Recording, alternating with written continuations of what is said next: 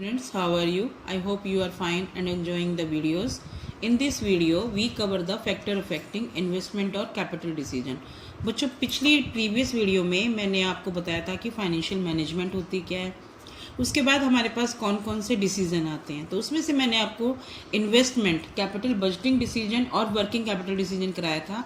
अब उसमें आज हम लोग ये तीनों फैक्टर्स हैं जो कि आपकी कैपिटल बजटिंग को अफेक्ट करते हैं। तो जो नए सब्सक्राइबर हैं प्लीज़ प्रीवियस वाली वीडियोस को देखेंगे, और जो फर्स्ट टाइम इस चैनल के साथ जुड़े हैं वो इस चैनल को सब्सक्राइब करके पहले वीडियोस देखेंगे कि इन्वेस्टमेंट डिसीजन होता क्या है या कैपिटल बजटिंग क्या होती है। उसके बाद ये आपको फैक्टर ईजिली समझ में आ जाएंगे। So we continue with this factors. First is cash flow of the project, कि आपका फ्लो, इनफ्लो और आउटफ्लो होता क्या है। इनफ्लो का मतलब होता है कि पैसा आना, और आउटफ्लो मीन्स पैसा जाना। तो whenever a company is investing huge means large amount of fund in some project. मान लो आपने नई मशीन खरीदी है या नया प्रोजेक्ट शुरू किया है, उसमें आपने बहुत सारा पैसा लगाया, तो वो ये कहती है कि वो ये एक्सपेक्ट करती है, हर कोई एक्सपेक्ट करता है कि उसको कोई रेगुलर इनफ्लो हो जाए उस प्रोजेक्ट से, यानी कि आपको उससे रेगुलर इनकम होनी शुरू हो जाए। तो सच इनफ्लोज को कैसे एनालाइज करना है, तो वो उनको एनालाइज करती है और उसके बाद वो सोचती है कि इस प्रोजेक्ट में पैसा लगाना है, इस मशीन में पैसा लगाने का फ़ायदा है या नहीं है।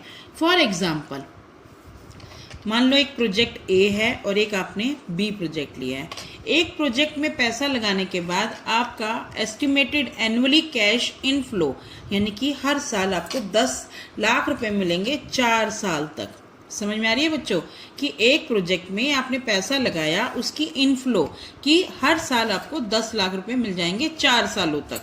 सेम बी प्रोजेक्ट है, आपने पैसा लगाया लेकिन उसका जो इनफ्लो होगा वो ₹10 लाख होगा, लेकिन at the end of 4 years, यानी कि उसका तो आपको एक साल में 10 लाख मिलेंगे, यहाँ पर आपको 25 लाख मिलेंगे 4 सालों के बाद। तो नेचुरली है आप प्रोजेक्ट ए को ही प्रेफर करेंगे, क्योंकि रेगुलर इनफ्लो का होना बहुत ज़रूरी है। तो आप इस तरह से एनालाइज करती है कंपनी सारी चीज़ों को, उसके बाद वो उसमें पैसा लगाएगी। सेकेंड होता है आपका rate of return. The company should compare the rate of return expected from different investment project. अभी हम लोगों ने प्रोजेक्ट ए लिया और यहाँ पर प्रोजेक्ट बी लिया। नेचुरल है, अगर आपने प्रोजेक्ट ए से रिटर्न, यानी कि आपको पैसा लगाने का कितने % वापस मिलता है, मान लो इसका 15% मिल रहा है और आपने यहाँ पर जितना वही सेम पैसे हैं और वही है, इसमें 12% मिल रहा है, तब आप कौन सा प्रेफर करेंगे? 15% वाला, यानी कि प्रोजेक्ट ए, यानी कि आपको जिससे ज़्यादा रेट ऑफ रिटर्न। सिंपल सी बात है बेटा, एक जैसे बिजनेस में आप पैसे लगाते हो और जहाँ पर ज़्यादा मुनाफा होता है आप उसी बिजनेस को प्रॉफिटेबल कहोगे, ठीक है ना।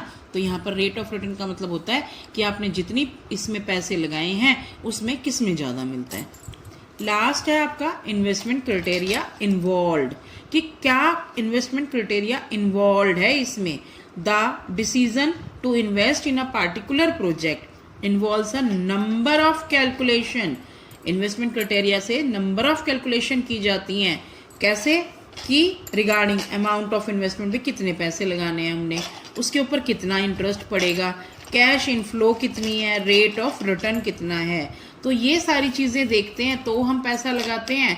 अब आपको इन चीज़ों को एवेल्यूएट करने की डिफरेंट टेक्निक्स होती हैं। नेट प्रेजेंट वैल्यू कितनी है, पे बैक पीरियड कितना है, इंटरनल रेट ऑफ रिटर्न कितना है। एनपी मैं आपको समझाती हूँ। जैसे मान लो आज आप लोगों ने 1 लाख रुपए लगाए हैं, तो उसकी 10 साल के बाद कितनी वैल्यू रिटर्न होएगी, तो आपने पिछला आगे के साथ कंपेयर करना है। नेट प्रेजेंट वैल्यू इसको बोलते हैं। फिर होता है पे बैक पीरियड, यानी कि कितने सालों के बाद आपको पैसे मिलेंगे। फिर यही है इंटरनल रेट ऑफ रिटर्न, आपको इंटरनली कैसे इनकम होगी और उसका कंपैरिजन करते हो।